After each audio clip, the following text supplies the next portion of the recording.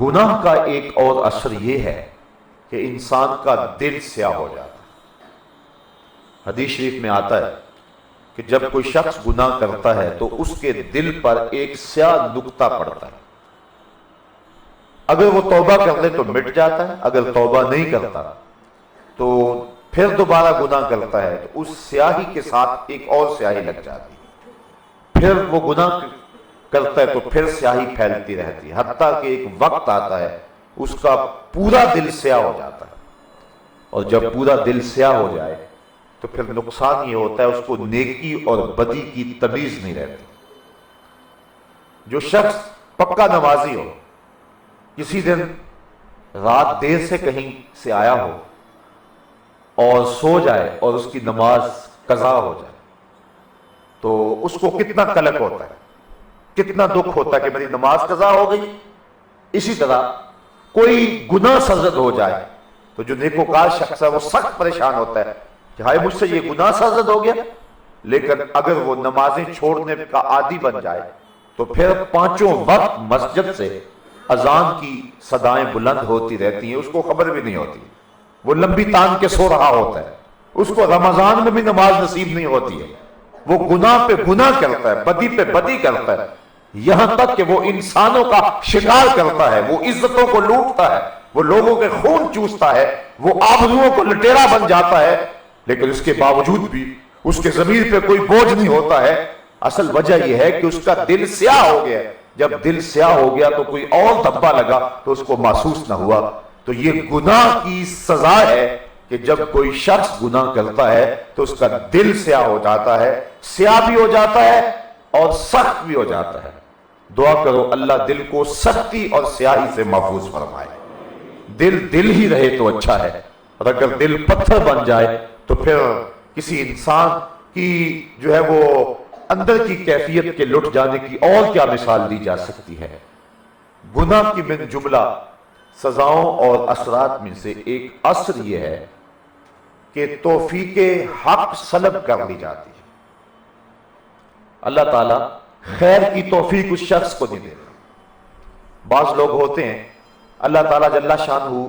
ان کو نیکی کی توفیق دے دیتا ہے جبکہ ان کے پاس وسائل بھی نہیں ہوتے، اور بعض لوگ ایسے ہوتے ہیں کہ ان کے پاس نیکی کرنے کے اسباب موجود ہوتے ہیں لیکن اس کے باوجود ان کو نیکی کرنا میسر نہیں ہوتی، اس لیے کہ انسان نیکی خود کیسے کر سکتا ہے اگر اللہ توفیق عطا نہ کرے۔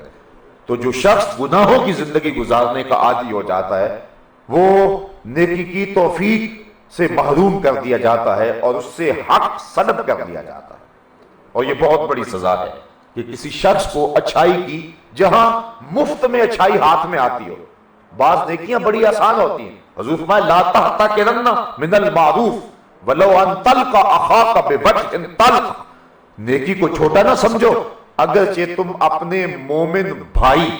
کو ہنس کے ملتے ہو، خندہ پیشانی سے ملتے ہو۔ مخبر صادق حضور نبی رحمت نے فرمایا اس نیکی کو بھی چھوٹا نہ سمجھنا، یہ بھی بہت بڑی نیکی ہے۔ بلکہ فرمایا جب دو مومن آپس میں مسافہ کرتے ہیں تو ان کے ہاتھ جدا ہونے سے قبل دونوں کے گناہ معاف کر دیے جاتے ہیں۔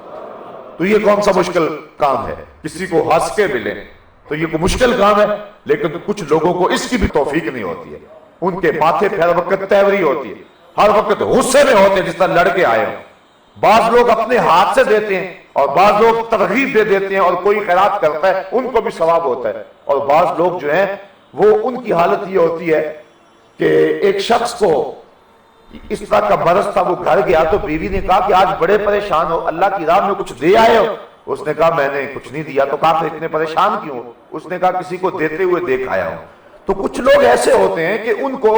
جو ہے وہ نیکی خریدنے اور نیکی کرنے کی توفیق ہی میسر نہیں آتی، جبکہ بعض مواقع ایسے ہوتے ہیں کہ نیکیاں بالکل آسان ہوتی ہیں انسان کے لیے، تو وہ ان مواقع پر بھی نیکی حاصل نہیں کر سکتے، اور بندہ سوچتا ہے کہ یار اس کے ہاتھ میں یہ دولت آ گئی تھی، یہ نیکی کر سکتا تھا لیکن اس نے کیوں نہیں کی۔ یہ گناہوں کی زندگی گزارنے اور گناہوں میں منہمک رہنے کی سزا یہ ہے کہ انسان کو اللہ تعالیٰ نیکی کی توفیق نہیں دیتا۔ بعض اوقات وہ بالکل قریب پہنچ جاتے ہیں لیکن نیکی کی توفیق نہیں ہوتی، اور بعض اوقات جو ہے وہ انسان اس کے ظاہری اسباب نہیں بھی پاتا لیکن اللہ تعالیٰ اس کے لیے راستے ہموار کر دیتا ہے، اس کو نیکی کی توفیق عطا فرما دیتا ہے۔ اللہ تعالیٰ جل شانہ کسی سے توفیق حق سلب کر لے، اچھائی سلب کر لے، یعنی اس کی کوئی قیمتی متاع ہدایت سلب کر لے، تو یہ بھی گناہ کی سزا کی ایک صورت ہے۔ اللہ تعالیٰ جل شانہ اس کی قیمتی متاع کو اس سے واپس لے لے۔ اس کی ایک مثال میں آپ کے سامنے رکھتا ہوں کہ ایک شخص عیسائی ہو گیا، مسلمانوں کو پریشانی ہوئی، اچھا بھلا متقی پرہیزگار نمازی شخص تھا، عیسائی کیوں ہو گیا؟ چند علماء مل کے گئے کہ اسے پوچھیں کہ اسلام کی کس چیز سے تو بدزن ہوا ہے اور عیسائیت کی کس قدر سے متاثر ہوا ہے، اور اس کو اسلام کا تفوق اور اسلام کی سربلندی اور اسلام کی سچائی کے دلائل دیں، اور وہ واپس پلٹ کے جو ہے وہ کفر سے اسلام کی طرف آ جائے۔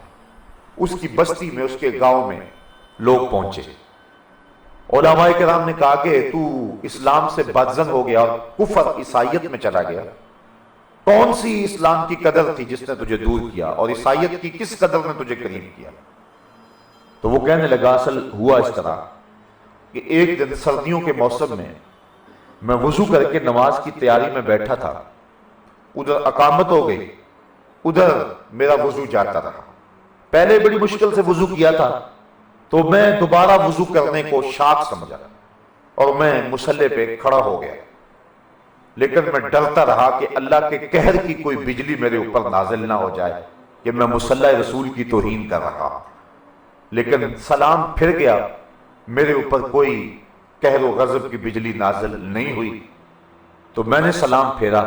گھر آیا، پھر میں نے سوچا کہ اسلام تو سچا دین ہی نہیں ہے، اگر اسلام سچا دین ہوتا تو میرے اوپر کوئی قہر نازل ہوتا، تو میں نے اسلام چھوڑ دیا اور عیسائیت کو قبول کر لیا۔ علماء کہنے لگے